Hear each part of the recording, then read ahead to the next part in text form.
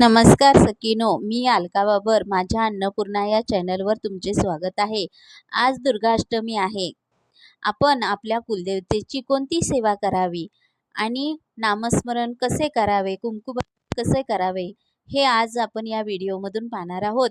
तर माझा हा व्हिडिओ शेवटपर्यंत बघा. आवडला तर लाईक करा, शेअर करा आणि नवीन असाल तर सबस्क्राईब करा. श्री स्वामी समर्थ. आपल्याला श्रावण महिन्यामध्ये कोणती कोणती सेवा करायची आहे आणि त्यात आज दुर्गाष्टमी आहे आणि मंगळवार देखील आहे. तर आपण आपल्या कुलदेवतेची जास्तीत जास्त सेवा करायची आहे. आपल्या घरात कुलदेवतेचा टाक असेल तर त्या टाकावरती अभिषेक करायचा, नंतर कुंकुमार्चन करायचं, श्रीसुक्ताचे पाठ बोलायचं किंवा नवार्ण मंत्र बोलत कुंकुमार्चन करायचा. जितकं शक्य होईल तितकं आपण आज दुर्गाष्टमीला देवीची उपासना करायची. आपण प्रत्येक देवांची उपासना करतो, जसे नवनाथ ग्रंथ वाचतो, गुरुचरित्र वाचतो, शिवलीला अमृत वाचतो, स्वामी चरित्र वाचतो. मग आपल्या कुलदेवतेची पण आपण सेवा केली पाहिजे. त्यासाठी दुर्गाष्टमीला आपण दुर्गा सप्तशतीचा एक तरी आपण पाठ करायचा.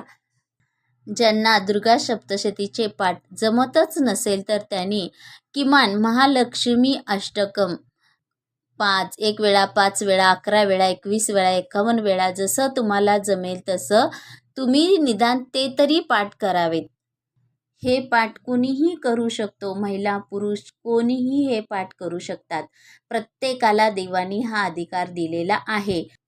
आज इतका चांगला दिवस आला आहे की आपल्या कुलदेवतेची सेवा करण्यासाठी, आणि आपण हा दिवस वाया घालवायचा नाही. निदान कमीत कमी एक पाठ तरी दुर्गा सप्तशतीचे एका बैठकीमध्ये करायचे आणि शक्य असल्यास श्रीयंत्रावर श्रीसूक्त बोलत बोलत कुंकुमार्चन करायचं.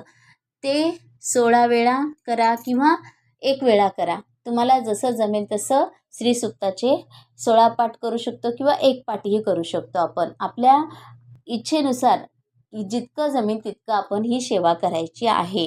म्हणून उद्या दुर्गाष्टमी आहे. आपण प्रत्येक देवाची सेवा करतो, मग आपण आपल्या कुलदेवतेची का नाही सेवा करायची? आणि आपल्या कुलदेवता ही आपल्या कुळांचा उद्धार करते, रक्षण करते, म्हणून तिची आपण सेवा केली पाहिजे. आणि आपणाला शक्य असेल तर आपण मंदिरात जाऊन कुलदेवतेची ओटी भरावी किंवा घरात देखील आपल्या कुलदेवतेची आपण ओटी भरावी आणि नंतर ती ओटी आपल्या इच्छेनुसार एका गरीब व्यक्तीला दान द्यावी किंवा घरात कुठल्याही एका सुवासिनीला ते आपण द्यावे.